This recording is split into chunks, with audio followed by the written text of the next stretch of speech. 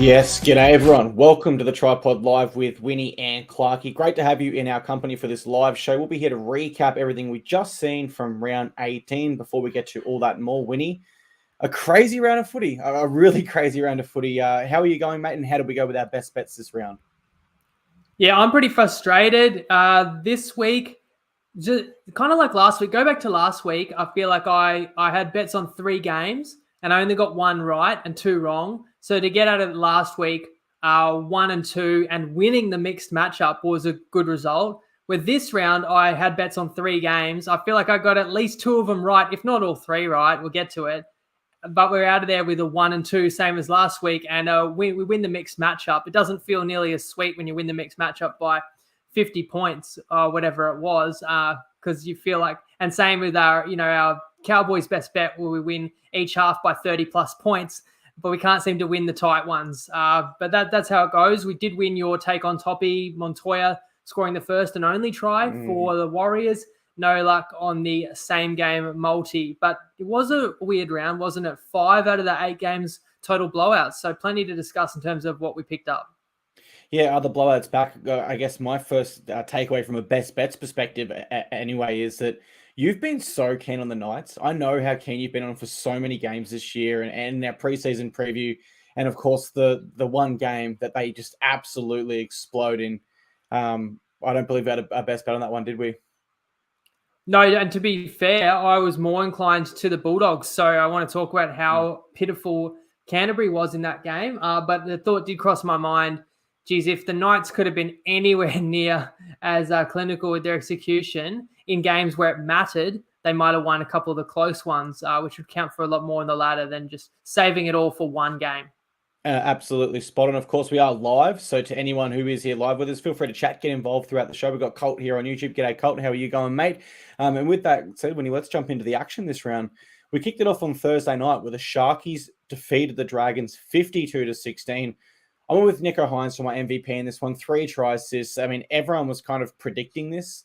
And I suspect most fans that went at this game probably weren't too interested in the line. They were probably more interested in Sharks 13 plus and just throwing tips at a dartboard for any time try scorers. And I'm guessing a lot of people won too, because all the ones that you'd like for value, Nikora got over, Mulatalo, the classics, Hines, etc.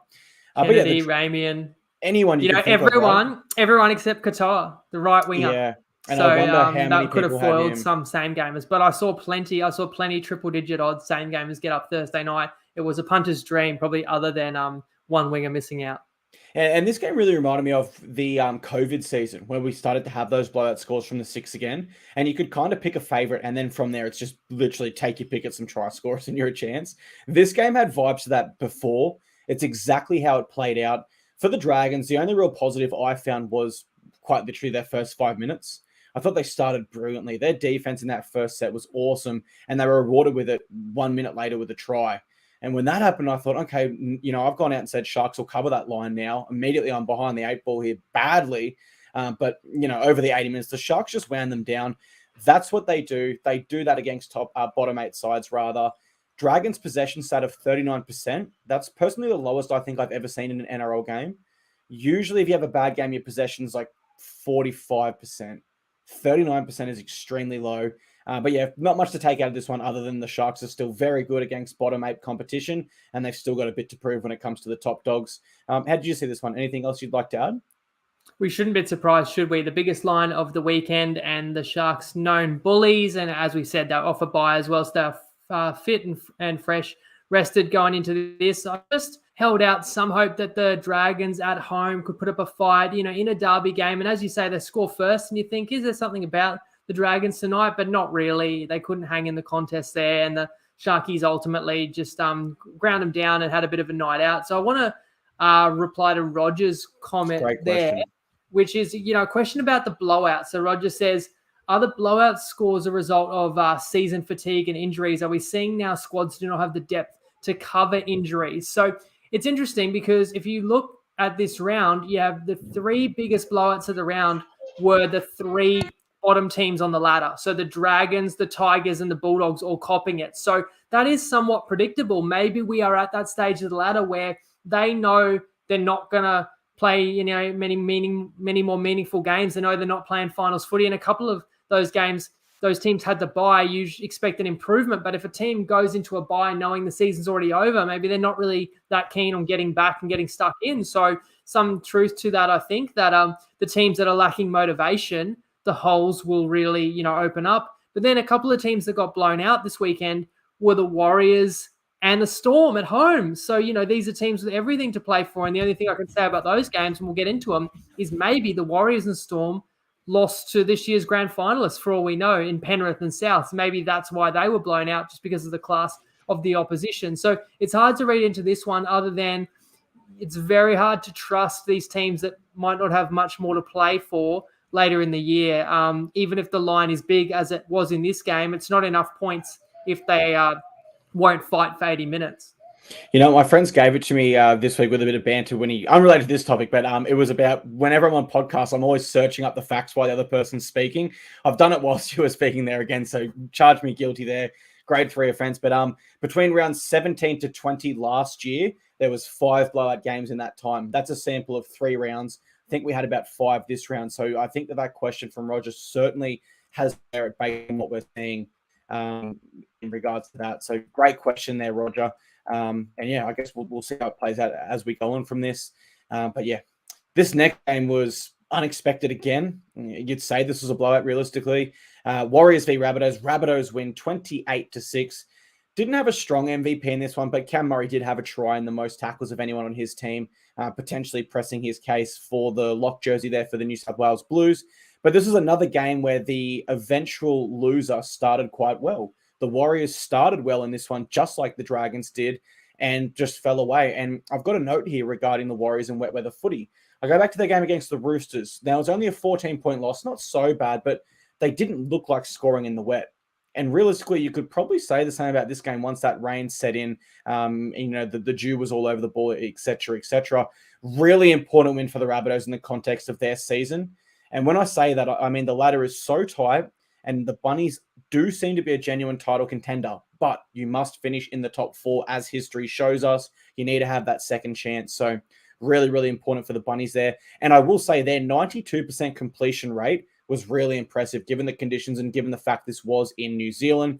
Warriors only missed 16 tackles all game, where the Souths missed 28. So although the scoreline does suggest a bit of a blowout, only 16 missed tackles, that's really low for that sort of score. But they did have 13 errors to the Bunnies, who only had 3. And that's where they shot themselves in the foot and didn't quite give them the best opportunity to go on with this one. How did you see this one? And I saw this as one of the most impressive wins of the season by any team. And going into it, I already thought it was a really good position for the Warriors to succeed. They're flying 4 from 5 wins, and you got Souths coming in, short turnaround. Got to play a Friday night game, obviously, in New Zealand. We know there's no Latrell. I had question marks on Murray, but he had a really big game. My only question marks was his health. I know what a star player he is. Then a day before the game, the Rabbitohs have lost Isaiah Tass and Campbell Graham as well.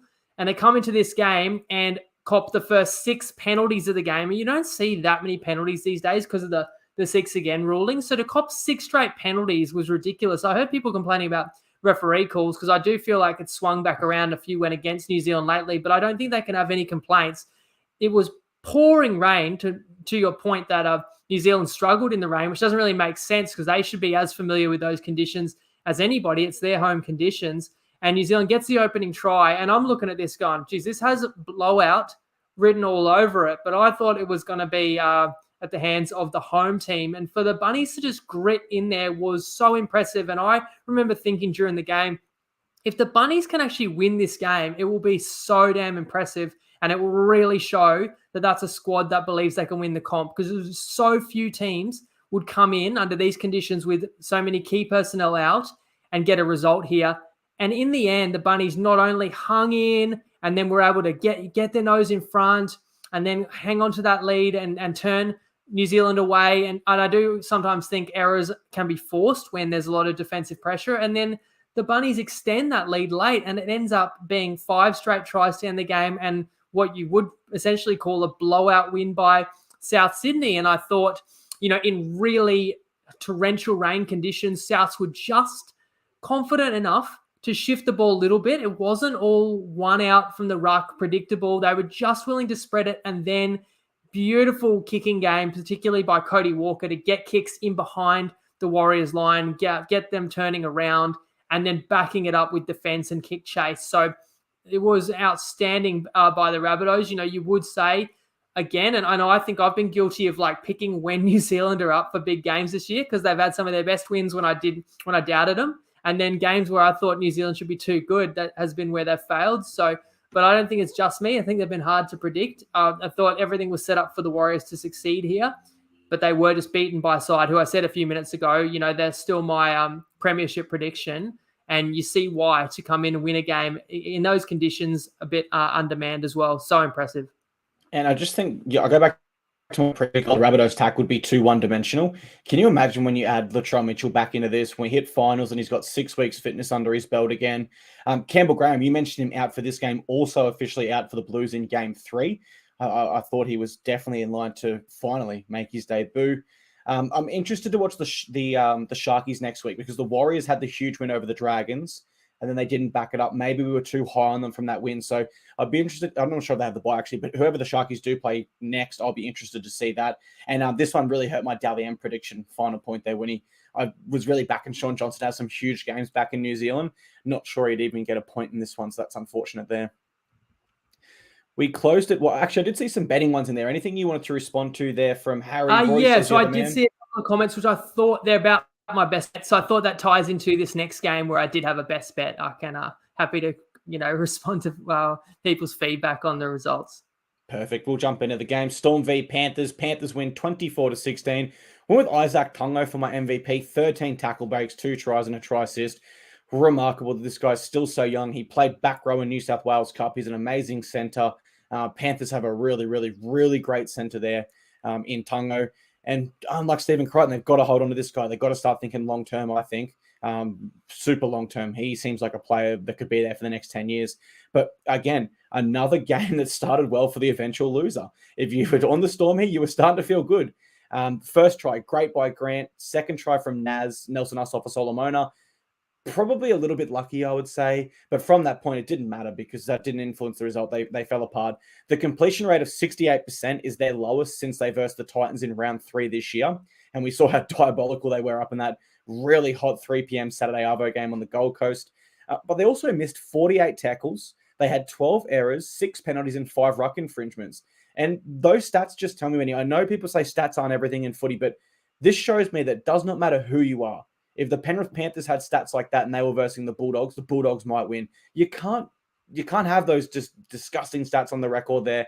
It goes to show no matter who you are in the NRL, it doesn't matter if you're the Melbourne Storm in Melbourne, you will lose if you don't get those simple areas right. They didn't get them right. On the other hand, I've got an interesting question for you. So let's say finals start next week. Right now, finals are on. Do the Panthers still open as favourites, even though we know Nathan Cleary is unavailable in your mind? Well, are you giving everybody else all their key players? Like, is Latrell? It literally starts next week. Well, so if it starts exactly next how week, it is now. Yes, Penrith and Brisbane would be second favourite, I think, getting back on track this week. But you're right. Like, how much that says about Penrith that they're missing, maybe the most influential player in the competition, and they're still this good. And I do want to talk about the victors, of course, but let's circle back. I had a best bet on this game, went under 39.5. My first pure total best bet of the season. And I don't play many of these. And I feel like it's hard to ever have the same amount of confidence in a total as I might just behind a side where I think there's an advantage. But I just really felt there's a lot of ingredients for an under in this game. And I do recall last year, every time I just said I lean to a total, that won. And I just felt like I should have played it. So look, no regret going into this, giving it out as an under.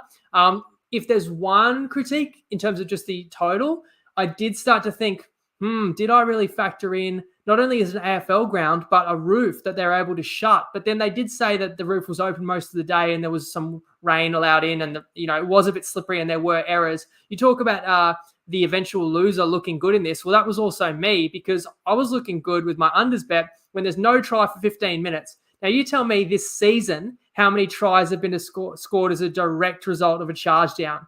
It's not many in a whole season, but did it happen in this game when I'm on unders? Sure did. And then is there another try? 10, 15 minutes later, we're still fine. 2 tries in the first 25 minutes. It's not a try. And the commentators are saying, well, a bit controversial. Well, not controversial, just a wrong call. So I think we've got it there. Nelson, do you want to say he I don't know about double movement as much as just he lost the ball. Like if it happened anywhere else in the field, it would just be called a knock on. And we get to look at it 10 times in slow motion. And we all see that. We give it a try. So that hurts. But then what also hurts me is that this Melbourne Storm side that's been ruthless the last 3 weeks gave Cronulla nothing, held him to 10 points. Gave the Tigers nothing, held him to 6. Gave Manly nothing, held him to 6, right? Somehow then so you've let in 4 tries in 3 weeks, lets in 3 tries in 8 minutes to the Panthers. Of course, there's a penalty try. If I'm on an unders, there's going to be, a penalty try. I knew the bunker would give Penrith maybe a sketchy one because they knew they'd stuffed up the other one, but it's not good for unders better because you get screwed twice. Anyway, I get it. Like maybe it was a penalty try. But then for the Storm to give up another, and then the cherry on top was to give up a try from a bomb that goes up the final play of the first half that ricochets, hits 4 people and ends up in Liam Martin's arms. Like if you need an over or you need a team to score, you have to punt for 100 years for something like that to go in your favor. But of course, that was a try as well for the Panthers. And then in the second half, we just probably didn't have enough points to play with for the under to have a chance. And I was still disappointed with Melbourne's tackling. I felt like they couldn't stick tackles. And I still think Penrith's final try, which might have been Lindsay Smith, was pretty fluky too, because Tungo, the man I'm glad you brought up, because he had a whale of a game, but he was basically being tackled and shanked a kick, and it just like flukily bounced into Smith's arm. So everything you'd possibly want if you wanted points, which I didn't. And for Melbourne to be up 14-0 and give up 5, is it 5? Yeah, I think 5 straight Penrith tries, so it could have been 6. Is so disappointing and so uncharacteristic when Melbourne were at home. And this is a Penrith side without Nathan Cleary. It's not like they've been blowing out everybody else. I think they only had, 20 against Newcastle when they were at home, only about 20 against the Dragons, right? So this was out of the blue, just like Penrith turning it on, flexing their muscles. Worst possible time for me. Not good for, obviously, for Melbourne because they had no answer for this. So it goes back to when we were just starting to sing Melbourne's praises and saying they look like a true top 4 side. Now we second guess that. Whereas for Penrith, we just think, and I said this on Wednesday too, like they lose star players every year and they're still the benchmark in the competition. Yeah, for what it's worth for the Storm, they've got a bye next round. And I would hate to see who's playing them on the other side of that in round 20 because it's the Roosters at the SCG. I feel like they're going to respond in a really, really dominant fashion here. While you were talking, I had a look at their average missed tackles this year. It's 34.8, higher than what they usually miss. It's actually equal 3rd worst in the competition with the Titans, which is, you look at the Titans and you look at the Storm, you certainly don't put those sort of teams in the same category. And that's an area that the Storm, whilst I think they're still in the top 4, they're really going to have to tidy that up. It's a little bit uncharacteristic to what we've seen in the past. But I mentioned the Titans there, so let's jump into that game. Just one more thing about Melbourne, because it was at Marvel. I think over 25,000 people, which they said was like one of Melbourne's biggest home crowds in over a decade. So all the more disappointing to fall away and concede, try after try after try in that fashion. Only 25,000. I feel like, I guess it is AFL Heartland, isn't it? But Raiders v Titans at GIO Stadium. This one had 11,600. I was one of them. My MVP was Joseph Toppy in this one. He had 44 tackles for 0 missed and 150 meters. For me, in this game, you talk about attention to detail in footy, and Titans just didn't have that at all, particularly to start the game. A lot of errors, a lot of really avoidable mistakes, which put us under pressure early and zapped our gas tank with all the defense we were forced to undergo. Really disappointing, none more so than the result. And I can't help but feel when I watch this game that we kind of let it slip away. We could have won this. We should have won this, I feel. Certainly my prediction of 13 plus was never on. I'm happy to come out and say I got that absolutely wrong. And in the same breath, I said I don't think the Raiders will win here with another close one. And of course, they win with another close one. So really off the mark with this game there. Maybe too much optimism on my behalf. But even after that loss, we still have a better points differential than the Raiders. We've scored more and we've conceded less. They have played one less game than us, but they would need to win that game by like 36 points to make that points differential go the other way. But they're in 5th, we're in 10th now. So I stand by my comments earlier this year, Winnie. As a Titans fan, I still think we're a talented football team. Just don't think we're a good football team just yet. We've got some really brilliant moments in us, and it's kind of just waiting as fans to get that 80-minute performance. But yeah, in the end, Raiders were just a little bit too good for us, and credit to the Raiders. They got the job done. How do you see this one, though? Well, I respect that you're giving the credit to the victors rather than, straight away going to the decisions in this game, but I wouldn't blame you. You predicted Titans 13 plus. Well, we all saw David Fafita score. We all know that was a try for halftime, so there's 6 points. And then you had the bizarre Tomoko try. That's a 90-meter return, 100-meter return off, a ruling where they've said the Titans took their advantage, basically a 12-point swing because AKP, does anyone call him that for short? AKP Yep. Unable to plant the ball there. Controversial, right? So if you call that a 12-point swing and then you say they got robbed 6 in another spot, that's 18 points that the margin got changed by, and they lost by 4. So should they have won by 14? I won't go that far, but they absolutely could have won. And saying that these are things you can't always control. And although people are commenting that agree, the calls didn't go the Titans' way, the game was still there to be won, despite that. And so that's where lapses and errors, opportune times are the difference, because I thought the Titans could have mounted that comeback in the second half. They seem to have the running, and the Raiders just, it doesn't matter that they'd scored less than you and conceded more than you, because they scored more and conceded less than you in this game. And they have had a habit of doing that, of winning all these narrow margin games. And it is all going to add up, and it's going to, see them probably nestled into the top 8, where a different year they could be the Newcastle Knights or something, where sides that just can't seem to pull it out. But you do have to give credit to teams for their resilience, whether they have to hold on to a lead. And this one was a bit of a crazy finish too, because the Raiders appeared to have iced the game, kick a penalty goal to go up 10 points, and then you regain the kickoff and score with a minute left and give them a little fright. But yeah, as James Graham says, play the whistle. I mean, I'll give you the final say on a couple of those calls. Actually, one thing, I think I've said it before, but this was just what I believe. It's a grey area when a team knocks on and the other team gets the ball, of what is advantage and when is kind of advantage over. And we don't want to become rugby union where advantage seems to go for 15 minutes, right?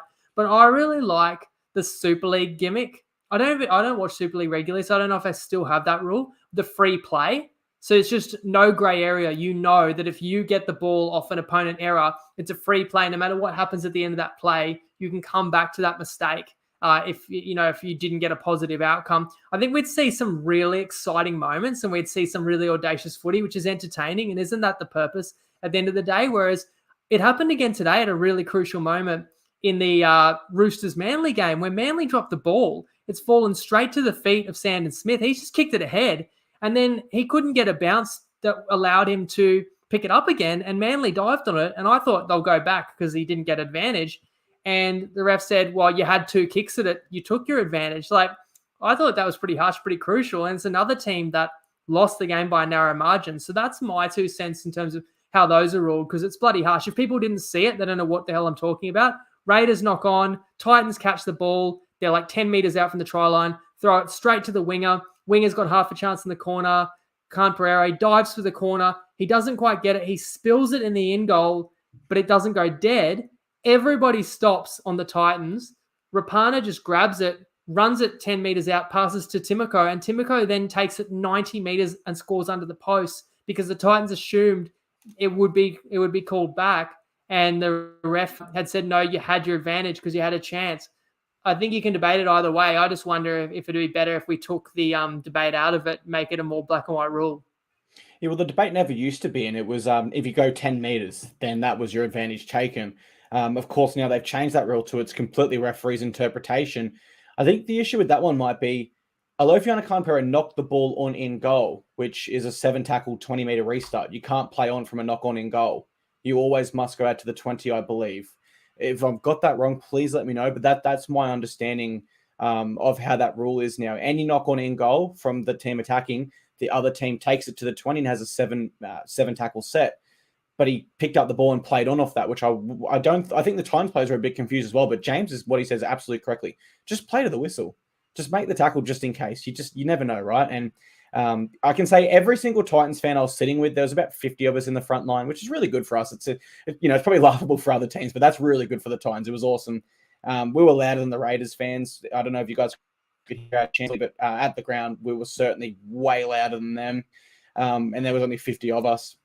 But yeah, everyone in that section felt we were robbed. I just think it was unfortunate. It was upsetting we didn't get some calls, but I want us to get to a stage where as a footy team, you just put that on the back burner and just kick on with the job and just win the momentum back, earn the momentum back, rather than relying on a referee's decision to get that for you. The real positive in this one, though, you mentioned it was Tino's try at the end, which kept us alive. He's now scored a try late in the Rabbitohs game, the Tigers game, and the Raiders game. So our last 3 games he's played in, he's been right around at the end, still trying his heart out for the full 80 minutes. And then off the field, he was the last one there, still signing autographs and taking photos. So really great leader for our club. Really proud of Tino. And yeah, just disappointed the result. We'll give you one more positive. I appreciate your pragmatic, response to the game. One more positive is we always talk about players who are underperforming when they make $1 million a year. Well, Fafita's playing like a player deserving $1 million a year. He's dominating games. He absolutely would have been man of the match if you could have been on the right side of the ledger. So look, that's exciting to watch. It's a shame. Sometimes you feel like you waste these great individual performances when your team is unable to get the win, but he was a threat every time he touched the ball. Yeah, because Fafita would have got that try, which would have got us in the threat. He would have had 2 tries, try assists, 10 tackle breaks. He was on fire. Really happy with Fafita's form. Now, this next game, if there's any Tigers fans watching, I'm sure you wish we could skip it. We can't. We've got to talk about it briefly, if anything. Cowboys win 74-0. Their previous highest score was against the Tigers when they scored 64. It's now 74 against the Tigers. My MVP was Scott Drinkwater. 5 try assists, 2 tries himself. That is the most involvements I've ever seen of tries ever since I've watched footy my whole life. 7 try involvements is just simply unheard of.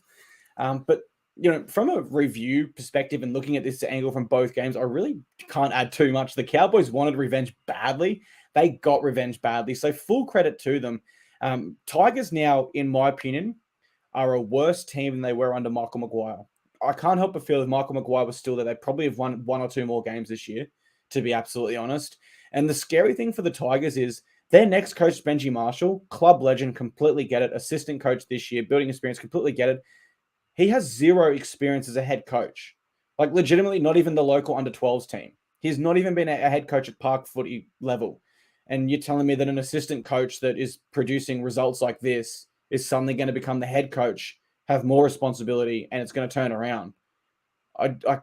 In the same way that I'm too optimistic for the Titans, maybe I'm being too pessimistic here for the Tigers, but that does not look good to me. So I really wish the Tigers all the best for the future, but I think they're in for this for at least the next 3 years. Meanwhile, the Cowboys moved to 9th. And the one thing I want to talk about this game was Gus Gould on Channel 9 winning. He made a call a few weeks ago. He said, I believe the Cowboys could make finals, or they could make the top 4. It was something like that. And then he started claiming it on one of the review shows on after the footy, saying, oh, I said it. And it's like, well, no, you said they could.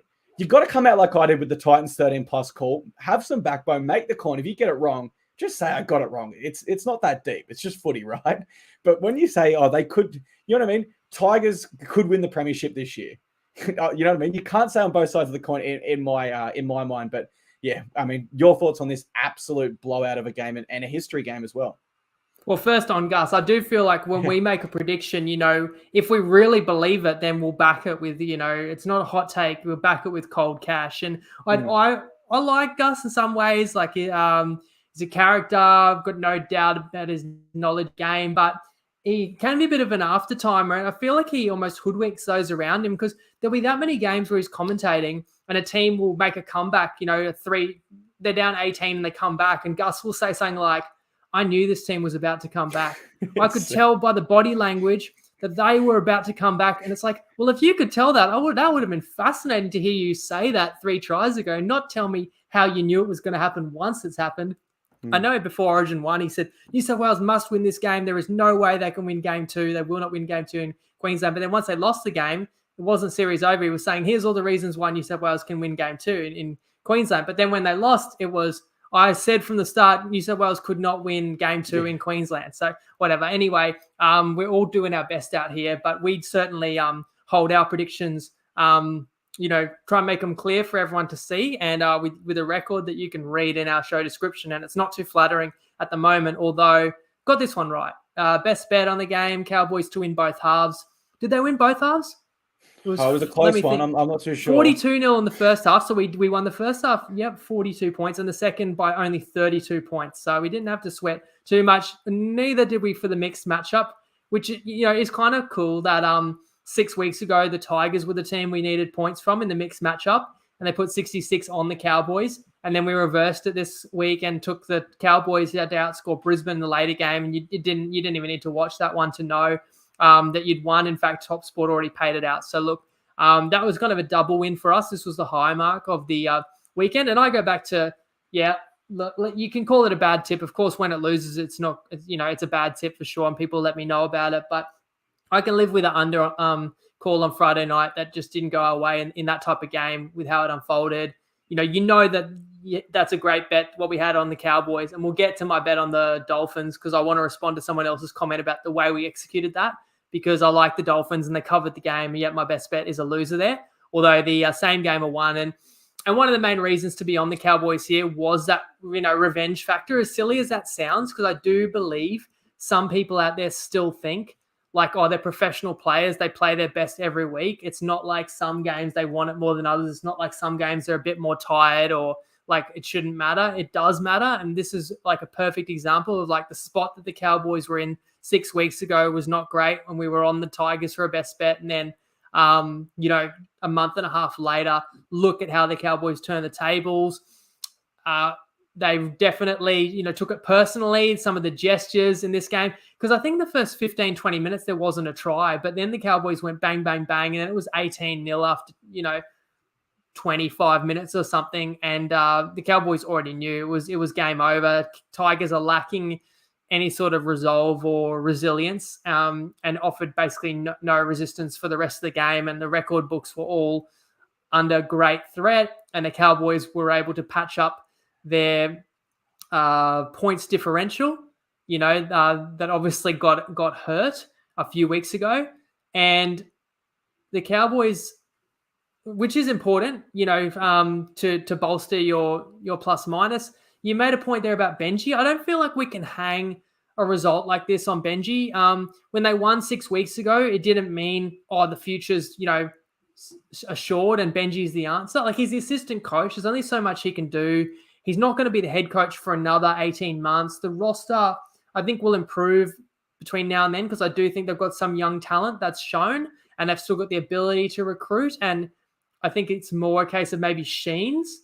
How can he steer the ship in the meantime? I know you're saying Benji doesn't have experience, but he will learn a lot. And the Tigers have to learn from moments like this, because simply everyone knows it's just not good enough, that type of result, especially coming in off a bye where you can't even claim that you're too beat up or too fatigued, because like you've had 2 weeks to prepare for that game. It's pretty pathetic. And the crazy part is it wasn't, I would argue, that was the biggest margin, it wasn't the worst performance of the weekend by a team. That's a bold call, but I mean, you could be right. That's for sure. I just think for Benji, it goes back to the experience. Like, you think Cameron Ciraldo was an assistant coach at the Panthers with so much success, really struggling as a head coach with a roster probably similar, you might say, to the Tigers. Maybe the Tigers is a bit stronger, but I guess the other side of that coin is Webster's having some good success with the Warriors. So it is a prediction at the end of the day. But in the words of Gus Gould, I just want to say, when I tipped the Cowboys earlier this year against the Tigers and they got smashed with 66 points, I actually saw this performance coming. It just came at the wrong round. So that's saw it too early. A week ago you asked me, should Drinkwater play for New South Wales? So that was somewhat prophetic, because he had just about the best individual performance you can have. Then again, you always have to caveat that with that it was against basically traffic cones, but he could not have done much more. And I wonder if Drinkwater could step in and play 6 for New South Wales. Let us know what you guys think. Maybe he just needs to keep these performances going and then be a serious option in 1 year's time. And just one other point, because you brought it up on Wednesday, that going into this game, the Cowboys had the most missed tackles in the comp and the Tigers the least. How crazy when you end up with a scoreline like that. It just shows that sometimes you can read into the stats all you want, and it just doesn't matter. Fingers crossed for Drinky that quad strain's not too bad, and he is still in consideration for the Blues. I think he really deserves it. Our next game was one we had a best bet on. It was the Broncos v Dolphins at the Gabba. The Broncos got up 24-16. Went with Payne Haas to my MVP. He had 200 plus meters and did not miss a single tackle. Selwyn Cobbo also a fantastic option with that hat trick. I look at this game and I'm none wiser to the question, how much have the Dolphins improved this year? Because I just think it's tough to get a read. When they versed the Broncos earlier this year, they just lost in that game as well. But they had genuine injuries and players out during that game. This time the Broncos did. And the Broncos are probably a better side now as well. I think they've improved as the year's gone on. So none the wiser to that question. Another game for the Dolphins, though, where I will say there's positive signs here. If you add Flegler, Farnworth, and Avarillo to that side, they might have beaten the Broncos in this game. And they will have those three players there next year. But for the Broncos, I just go back to last week, all the criticism they got for losing to my Titans, all the people thinking that, this could be where their season starts to fall off. And it could have been. I was one that certainly floated the possibility to respond with a great win like this. And at the end of the day, they still have more wins than any other team in this competition. They've got 12. Panthers have 11. Panthers above them because of buys. But you've got to respect that absolutely for the Broncos. But yeah, over to you for your thoughts on this game and in response to the best bet information we have. Yes, because well, first let me go back to the genesis of that best bet. I mean, how I find any best bet is, first of all, I'm kind of keyed in on one side that I think might be underrated or an opponent that might be overrated, but where we have an edge, and I've got to like them with the line. And the line in this game was Brisbane -8.5, and I like the Dolphins. So then it's like, what's the best way to execute? It's not always necessarily just take the line. It could be a team total. It could be a derivative like a halftime line. And I often do like that with underdogs because you protect yourself from getting blown out late. You hate it when you get an underdog that's in the game and anybody could win for the first 60 or 70. And then those late couple of tries crush it. And in the end, Brisbane did get a late couple of tries, but didn't cover the line. About an hour before we went live, the line went up to 10.5 on Toppy. And it was because of the news that Hammer was shifting to center, which for me, I didn't really think would be a downgrade. I didn't love the move myself, but I felt like Wayne would be, doing it for a reason. And so I'm that close. I'm going 10.5. Well, and actually the other bet that I was tossing up that I was going to take rather than the 8.5 was either team 1-12, because I thought it's very unlikely that Brisbane will win this 13 plus. So I can kind of get 2 extra points with the Dolphins, but I won't take either team 1-12 if the line is already 10.5, because I feel like you're only gaining that 2 points and crazy upsets can happen. We have seen that happen before. So then I went back to, all right, I'll take the plus 10.5, but it was $1.80, whereas the 5.5 was $1.90. So you know the rest. So I went the first up line with the Dolphins, and I'm still hurting because score the first try, but it gets taken away by the bunker. Even then, you're still covering the line. But you mentioned that the Dolphins might have won if they had Herbie Farnworth. Well, if you take his 2 tries and put them on the Dolphins, they would have, because Farnworth scores a first half double. It really does, annoy me when they didn't have an overlap either side, but he just got on the outside of Tavare. And, he's not the quickest player, although I've seen him chase down some guys in Queensland Cup. But what he has got as an asset is strength. Not strong enough, couldn't stop Herbie or hold him up on either occasion. In fact, the second one, even Izako jammed in and 2 of them bounced off. And, I feel like a lot of games this year where you need a team to score, there's, you see desperate tackling on the try line time and time again, players held up over the line. The Dolphins couldn't tackle effectively enough in that first half, come back and still cover the full game line. In fact, led game with 15 to go. And to celebrate Brisbane, this was another game a little bit like the Newcastle one, where they had to dig deep to find a way to win. And when there was no Reece Walsh to pull it out of the fire for them, and we know they're missing, Flegler as well and Ricky, it was impressive. And it was kind of a moment of brilliance. And you have to just tip your cap to someone like Cobbo. The Dolphins had him covered. Broncos were throwing it around on final tackle. And for Cobbo to come up with an individual play, chip and chase for himself, regather and score the winning try. And he actually adds another one that's a clincher later. moments like that are special, and in front of a big crowd at the Gabba. It was a little unfamiliar surroundings for both sides, but it's a much needed win for Brisbane and respectable for the Dolphins.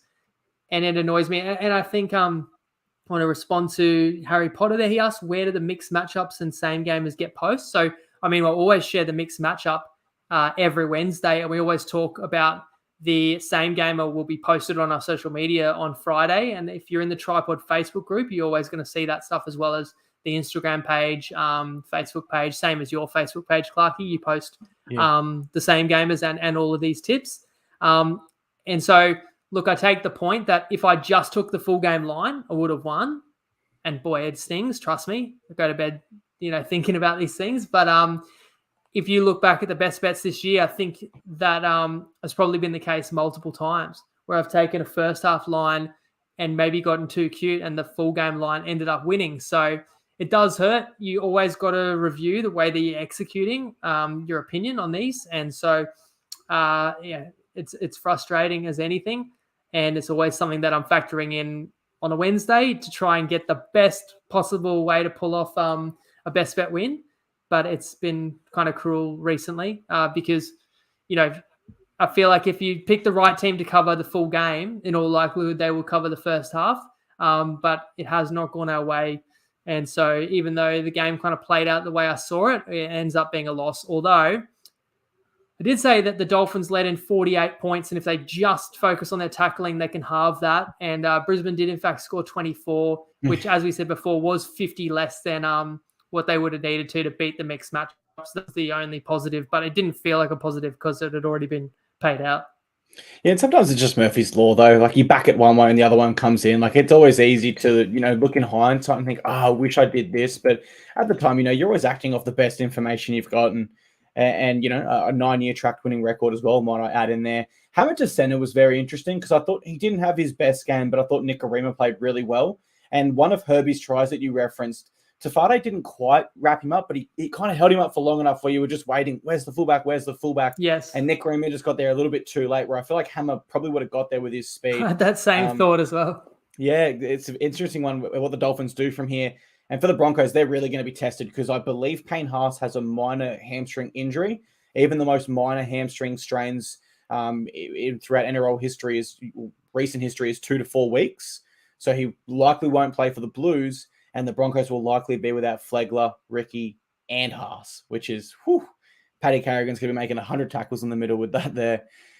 Next game was another absolute blowout. It was entertaining despite the score, as weird as that sounds.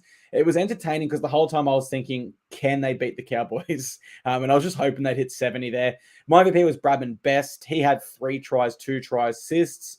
Again, from looking at it from both sides of the coin, not too much to review here. I expected a close game. A little bit embarrassing, but my wife actually asked me before. She said, how would you play this game? And I said, I'd play Bulldogs plus 8.5, and I'd throw in a try score. I'd probably go Addo-Carr. So he has a great try scoring record at a core, 21 tries from his last 19 games, and I expected a close one. So I was thinking, if you get the Bulldogs with more than a converted try, it could be jam for money there. In the end, thank God that bet never went on because that would have been a horrible one. But yeah, I am shocked at this scoreline. I expected a close one. The Bulldogs never looked interested. Did they get off the bus? They just weren't into this game at all. I can't believe the stat here. 15 errors and 66 missed tackles. That is the most missed tackles I've seen in, I would say, the last 3 or 4 years. I think I remember another game a while ago when I was covering that was 60 plus, maybe not 66, but I mean, every single missed tackle there was technically a point, if you look at it that way, which is just wild. Another side, though, Winnie, that the Bulldogs are worse now than they were under Mick Potter last year. They've gone backwards despite upgrading their coach and getting a better roster. So I don't know what's happening there. If other teams are getting better, is the salary cap not working? I don't know, but it feels like these sides that are getting blown out are in worse positions than they were the previous year. For the Knights, I'm really interested to see how they go from here. This is an amazing win for them. They'll have a lot of confidence, and I'm interested to see how that confidence rolls into the back end of their season, because when they play, not even like this, but just when they play good, they can match it with some of the best teams, such as Penrith, where they only just lost. So really excited for the Knights and where they go from here. Not too sure for the Doggies. What did you get watching this one? I can't believe your missus asked you which way would you play this, like from a punting perspective. And She loves it. is it jam for money or money for jam? I guess if you had money on the dogs in this one, you get jammed, that's for sure. And I was with you in terms of really not seeing this coming. And this is why I think this was by far, I can't say by far actually, because that'd be disrespectful to the Tigers, but this was the worst performance of the weekend, all things considered, because the Tigers at least had to get on a plane and fly to North Queensland and play a side that visibly hated them and wanted to inflict pain. The Bulldogs were at home. The Bulldogs were also off a bye, like the Tigers. The Bulldogs had some important players coming back in. The Knights have not been going gangbusters recent weeks like the Cowboys have. And that's why I actually lean to the Dogs. I mean, you can go back and, Gus Gould might not invite people to go back and bring up his freezing cold takes. But I said on Wednesday, if this line's 4.5, I'm playing the Dogs. So, thank goodness it wasn't, because how much would I be copying it if I'd been on the Bulldogs? But that's how I kind of saw this game. So a few minutes in, you could see that was a totally wrong take and only one team turned up, and the mistackling wasn't bad enough. You're right. The errors were diabolical. Like the Dogs, when you're really under the pump, you've got to focus so hard on, being effective with the footy and completing sets. And the Dogs just look so nonchalant. The amount of errors where players seem like they wouldn't even bend over to catch the ball, or just these, no-look flicks and stuff out of a tackle. And every single one went to ground, and then, 13 players all dropping their heads, and the Knights just having a ball out there. I have a question. Did we see the New South Wales Blues left centre in this game? They go Crichton on the right centre. Campbell Graham's unavailable, Latrell.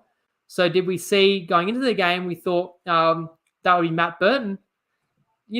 I know one game doesn't get you in, but it probably should be Bradman Best on form. Certainly if you watch the game this afternoon and someone told you the Blues have got to pick a centre from that game, was it probably another good one for everyone that loves crazy same-game multis with a lot of try scorers, although I can't help but think yet again, everyone but the right winger got in on it. Am I right in suggesting Dom Young probably just about the most likely night? Actually, I don't know if Ponga scored.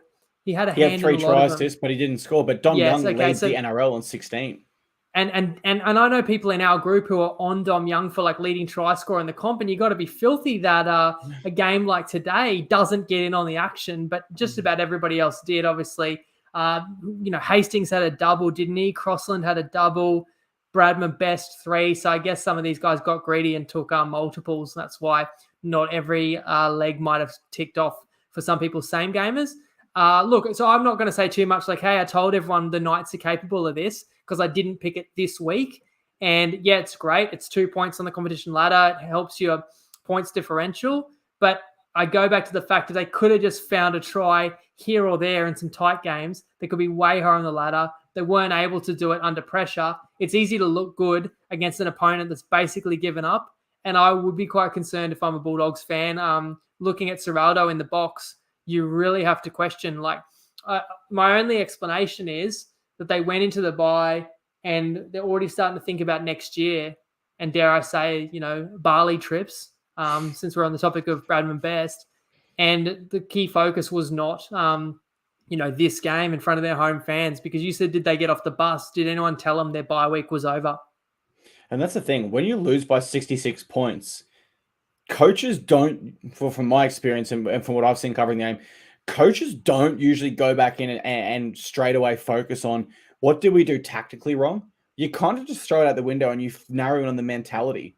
Why the hell were we not all there in the head? Because the Bulldogs, if this game was replayed right now, both teams rock back up to the stadium and play this game right now. The Bulldogs, I'll probably take them to lose again, but I'm going to take them to lose by like 10, because they just have that chance to mentally reset and go at it again. And that's what I think the coaches do, rather than, narrowing in on all 66 missed tackles.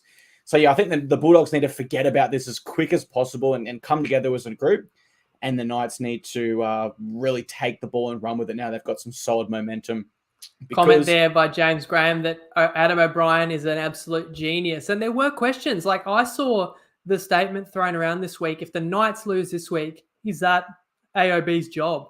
If they don't finish the year strong, I think they're looking for a replacement, because he hasn't been extended yet, right? So you could say that the performances in the near future dictates, whether the team still wants him to be the coach. That's going to be shown. I guess I just want to be careful of not reading too much into, this proves everything about the Knights when I know how putrid the Dogs were. And I'm sorry, like Dogs fans, but I mean, they came off a bye, and the previous 2 weeks they got pumped by Cronulla and pumped by Para. So in those games, you could make excuses for them. A few guys were out here or there. They played some hot sides or whatever.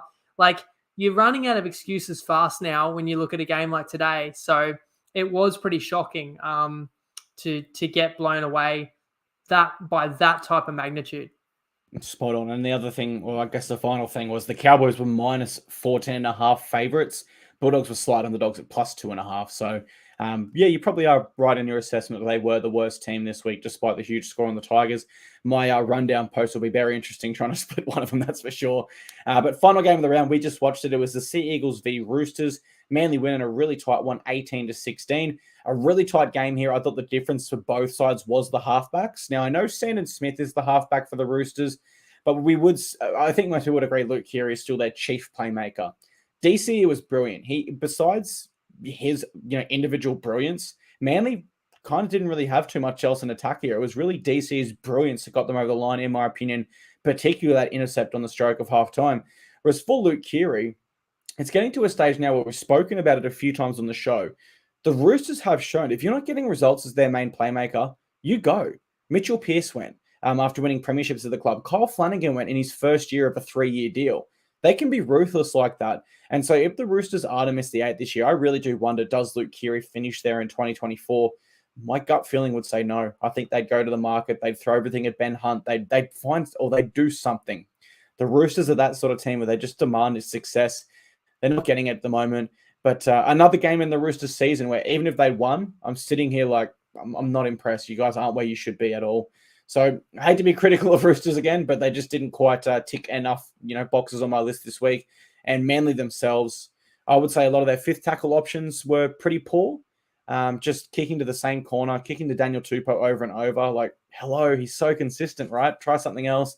But in the end, it was DC's individual brilliance that got them the win here. Tight contest, battle the birds, Manly get up and keep their season alive, you'd say. It's getting to that point, isn't it, Winnie, where you just got to win, right? Yeah, because I thought that losing today could be a death sentence for either side. And for the Roosters, that's 2 weeks in a row, Sunday night, Sunday afternoon. They lost 18-16, right? Identical scorelines. So you can change one moment in the game against the Raiders, and maybe they could have won that. I don't think they deserve to, but it was that close. And again today, but close, but yet so far, because now I think the Roosters may be too far to climb. We said on Wednesday, nobody in the comments really had the Roosters in the 8 even before this round, and then you can't win this game. Now, I will say before kickoff, in fact, during the week, pretty brutally unlucky, the reports that Billy Smith and Joe Swalihi, who was meant to be returning from that knee raise suspension, had a head clash at training and both got basically Cat 1 concussions and out for 11 days. So they lose 2 starting players in a moment. So this line actually extended to 5.5.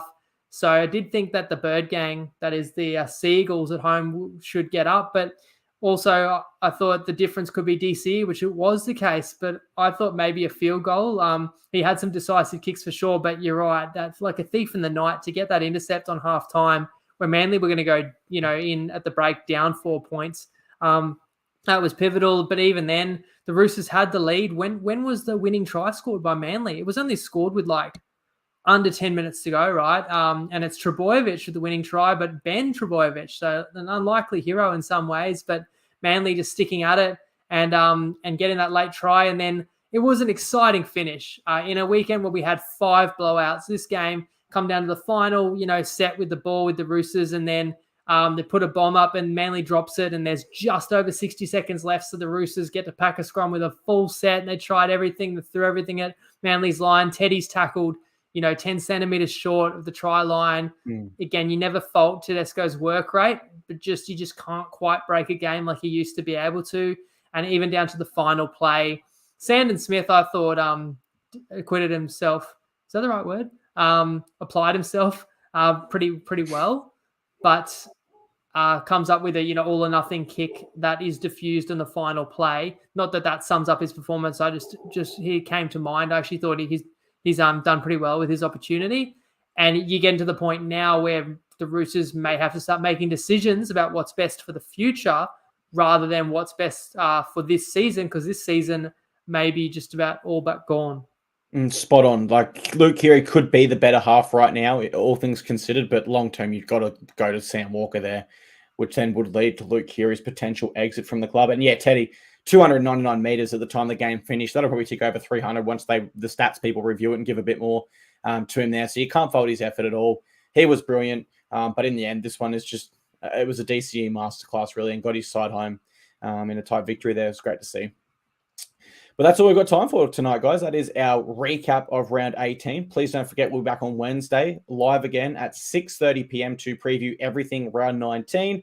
And then the following week, we'll have Origin previews, all that sort of stuff headed into the dead rubber. But there's never truly a dead rubber in Origin. We can't wait for all the footy coming up, guys, and we hope you can join us 6:30 Wednesday to preview it all. Thank you very much. Have a good week, guys. Lego.